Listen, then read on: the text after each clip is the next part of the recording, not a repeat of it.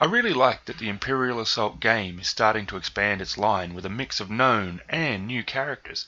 It pushes the imagination to have that mix. For the board game, it adds new and interesting units. For the RP, it adds cool guys to use, and for the painter, it adds new Star Wars figs to the mix. In the end, that is all very cool. I was a big fan of Knight models. When I worked at a charity doing a miniature painting program, I used Knight model stuff a lot, and they are a great company. They have moved on to DC and Marvel now, which is also cool, but I miss the Star Wars stuff from them. FFG having the Star Wars license has been great because they do push the stuff that they do. The awesome RPG for Star Wars, L5R coming next year I think, and their many miniature games. Now Alternative Artists just reviewed one of their products, Twilight Imperium, where she expressed some disappointment in the quality of the miniatures.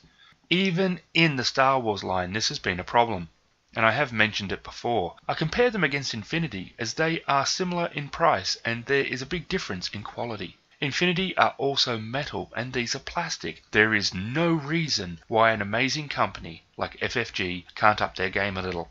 So how did this pack fare? For starters, we have the packaging.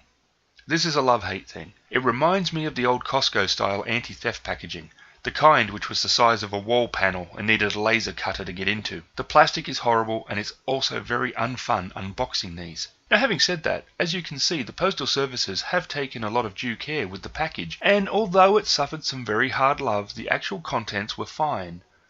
So I love it and I hate it. Now I had to use the cleaver to open it.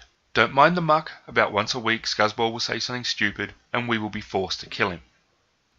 Inside the pack you'll find the standard stuff for the game, a scenario sheet, extra cards and stickers and tokens. As I don't play the game, these have absolutely no use for me, though I will say the artwork on the cards is very nice and the card material is also very nice, though you might still want to use a card protector if you're going to be using it a lot. But for me it was all about the minis, and I have to say this time I was really surprised.